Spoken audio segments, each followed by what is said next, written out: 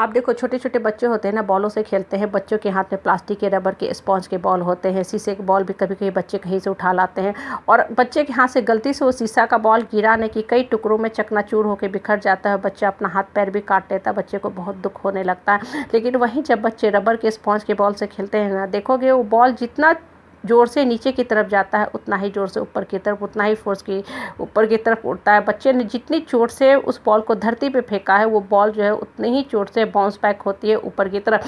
देखो ये जो छोटी सी बात है हमें जीवन की कितनी बड़ी शिक्षा देता है। हम सब धरती पे आते हैं, हमें एक बॉडी मिलती है, शरीर मिलती है और हम अपने कर्म के हिसाब से तरह तरह का फल भी झेलते हैं। कुछ फल हमें बहुत ही मधुर मिलता है, अच्छा मिलता है, उसके लिए हम बहुत खुश होते हैं, भगवान को भी शुक्रिया अदा करते हैं। और बहुत बार होता है कि परिस्थिति विपरीत होती है, हम समय समाज परिस्थिति की मार झेलते झेलते थक जाते हैं, रोने लगते हैं, बिलखने लगते हैं, कभी कभी टूटने भी लगते हैं, अंतर्मन कमजोर पड़ने लगता है, मनोबल गिरने लगता है। लेकिन कभी भी अपने आप को कांच के बॉल की तरह मत बिखरो, कभी भी अपने अंतर्मन को कमजोर मत करो कि तुम टूट के बिखरने लगो। हमेशा अपने अंतर्मन को रबर की बॉल की तरह स्पॉन्जी बना के रखो। आज परिस्थिति है, परेशानी है, विपरीत है, समय चक्र उल्टा चल रहा है, लेकिन हर परिस्थिति में अपने आप को बाउंस बैक करने की शक्ति रखो। अपने आप को इस ढंग से मजबूत बनाओ, अपने आत्मा में ऊपर वाले की शक्ति से इतना ज़्यादा स्ट्रांग भरते जाओ, अपनी एक सशक्त स्ट्रांग पर्सनालिटी बनाओ कि अगर आपको चोट मिल रहा है, चोट खा रहे हो, परिस्थिति की इस समय की मार झेल भी रहे हो, फिर भी कल आप बाउंस बैक करोगे। और जितना ज़्यादा आप चोट खाओगे, आपको दुख मिलेगा, दर्द मिलेगा, आप उतना ही जोर से, उतना ही फोर्स के साथ ऊपर की तरफ उछलोगे। बॉल को देखते हो ना, दीवार पे भी जितने जोर से आप फेंकते हो उतना ही तेज़ी से आपकी तरफ आता है।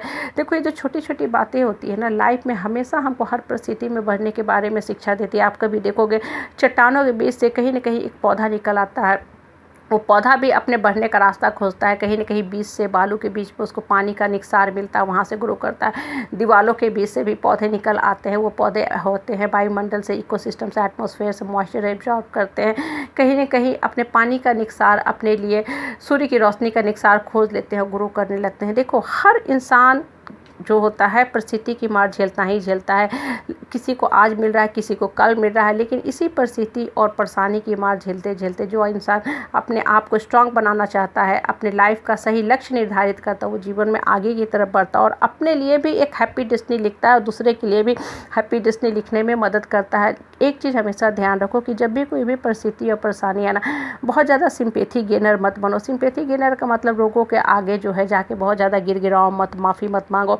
जितना ज़्यादा आप रिश्ते में कॉम्प्रोमाइज़ करते जाते हो ना, होता क्या है कि आपका आत्मबल गिरने लगता है, आप अपने आप को कमज़ोर बनाने लगते हो।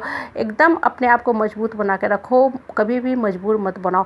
जब आप मजबूर बनोगे ना तो आपकी आप जो है गिरते जाएगी और लोग आपका शोषण दोहन दमन करेंगे ही करेंगे, क्योंकि लोग जो होते हैं रिश्ते के यार में सिर्फ और सिर्फ अपना मतलब निकालते हैं। लोग जो होते हैं सिर्फ और सिर्फ मतलब यार होते हैं, ये एक्चुअली में आपको प्यार भी नहीं करते हैं। रिश्ते के यार में सिर्फ और सिर्फ अपना स्वार्थ देखते हैं। इसलिए रिश्ते में कभी भी बहुत ज़्यादा टर्म्स एंड कंडीशन पर भी मत जियो। एक समय के बाद कॉम्प्रोमाइज़ करने के बाद रुक जाओ कि एनफ इज एनफ, मेरी अपनी बाउंड्री है, लिमिटेशन है, हमें अपना बुद्धि और विवेक का इस्तेमाल करके जीवन जिएंगे।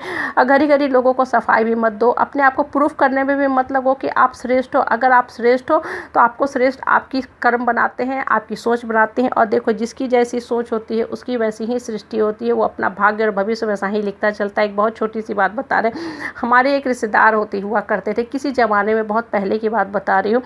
उनके 27 साल में उनके पति का देहांत हो गया, हस्बैंड चले गए, उनको 2 बेटा 2 बेटी थी। लेकिन उस औरत में इतनी सशक्त अंदर से स्ट्रांग अंतरात्मा थी कि वो सोना बेच के अपने बेटा को पढ़ाती थी, अपने दोनों बच्चों को, और बहुत ही स्ट्रांगली बोलती थी कि हम सोना बेच के हीरा खरीदाता नहीं। मतलब हम सोना बेच के बच्चे को पढ़ा तो रहे हैं, लेकिन वो जो पढ़ाई है वो पढ़ाई की कीमत हीरे के बराबर है। और देखो दोनों बच्चे इतने सफल हुए, एक बच्चा तो इंजीनियर बना और दूसरा बच्चा वर्ल्ड का जो फेमस कॉलेज है जिसे लंदन इंपीरियल कॉलेज कहते हैं, जहाँ सबसे ज़्यादा फिजिक्स में नोबेल प्राइज़ मिला है लोगों को, उस कॉलेज से जाके गॉड पार्टिकल पर रिसर्च किया और नोबेल प्राइज़ के लिए नॉमिनेटेड भी है, और हालांकि नोबेल प्राइज़ नहीं मिला। ये हमारे अपने परिवार की कहानी मैं बता रही हूँ। देखो ये सारी बातें जो होती है ना, क्या करती है, आपको अंदर से मजबूत करती हैं, अंदर से स्ट्रांग बनाती है। इसलिए हमेशा जब भी बातें करो स्ट्रांग लोगों के बीच में बैठ के वो बातें करो जिससे आपका मन में आशावर्धक फीलिंग आता है। कचरा लोगों की कचरा बातों में बहुत ज़्यादा मत उलझो, मत बात करो, क्योंकि ऐसे लोग ना खुद उठते हैं ना आपको उठने में मदद करेंगे। मोर और लेस ऐसे लोगों का इंटरटेनमेंट ही होता है निगेटिव बात करना। निगेटिव बात करने से इनके माइंड की जो डोज होती है ना वो कंप्लीट होने लगती है, क्योंकि ये लोग इस चीज़ों की एडिक्टेड हो जाते हैं। जब भी ये निगेटिव बात नहीं करेंगे ना, इनका खाना पचेगा ही नहीं। इसलिए इस तरह की बातों से दूर रहो और लाइफ को